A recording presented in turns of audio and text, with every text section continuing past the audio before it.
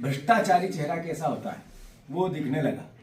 मैं मानता हूँ कि बीजेपी के लोग आरोप प्रत्यारोप लगाएंगे, अलग अलग तरह की बातें करेंगे, वो गुमराह करेंगे, उलझाएंगे, पर जनता को एक तरह से स्पष्ट हो गया है कि ये सरकार करप्शन की सरकार है। ऋण, कर्ज, क्राइम और करप्शन और कमीशन की सरकार। तो मैं फिर से सौरभ शर्मा की हत्या हो सकती है। ये पहले दिन भी मैंने अपनी कि उसकी सुरक्षा की जानी चाहिए, जब मैंने प्रेस कॉन्फ्रेंस ली थी तो ये आशंका जाहिर की थी, क्योंकि जब भी सौरभ शर्मा आएगा सामने तब कई के चेहरे बेनकाब होंगे।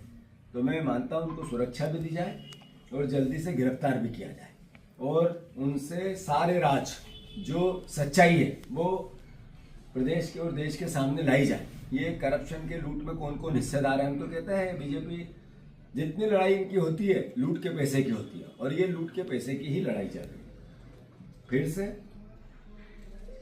एक करप्शन का दूसरा चेहरा महाकाल। वहां पर जो लोगों को प्रशासक बना रखा है, जिन लोगों की ड्यूटियां लगा रखी है, जिन लोगों को पद दिए जा रहे हैं, वो सब 1-1, 1.5 करोड़ के ऑनलाइन उनने करप्शन किया, पैसा लिया।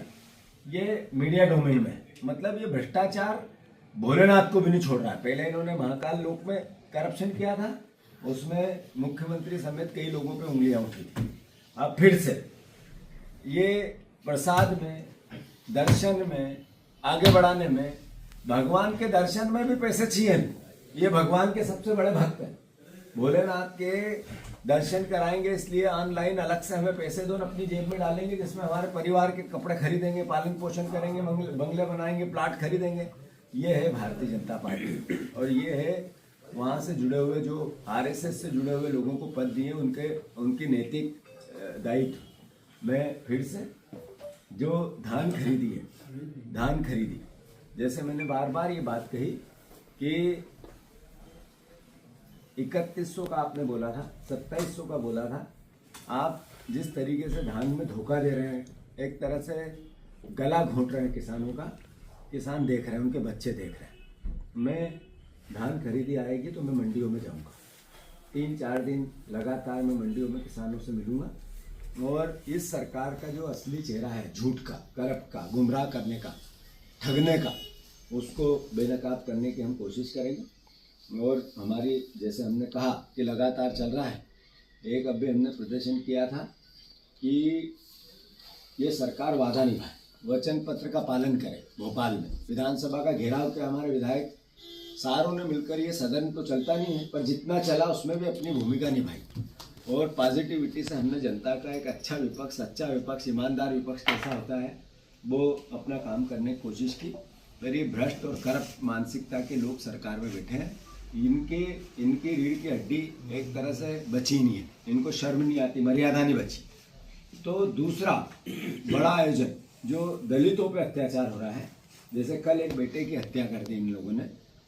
एनसीआरबी के आंकड़े ये कहते हैं कि दलितों, आदिवासी बहनें लगभग पिछले 3-4 साल में 5 लाख बहनें गायब हुई, 5 लाख बहनें।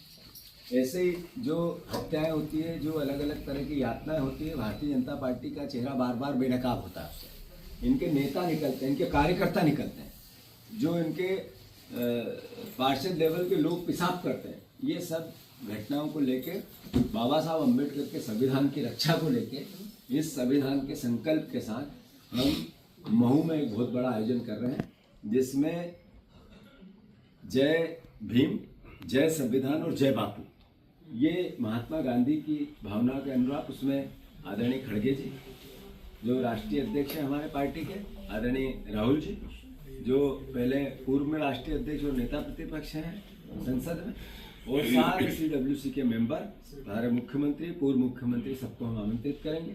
एक ही बात, दलित परिवार, ST SC अनुसूचित जाति के साथ जो अत्याचार हो रहा है उसके खिलाफ लड़ाई का आगाज है, और साथ ही साथ बाबा साहब अम्बेडकर के संविधान की रक्षा है, सुरक्षा है। ये संकल्प हम लेंगे, और मैं मानता हूँ जातिगत जनगणना जो कांग्रेस पार्टी की मूल धारणा है, उस पर भी हम पूरी ताकत से मध्य प्रदेश में जन जन को जोड़ने की कोशिश करेंगे। धन्यवाद।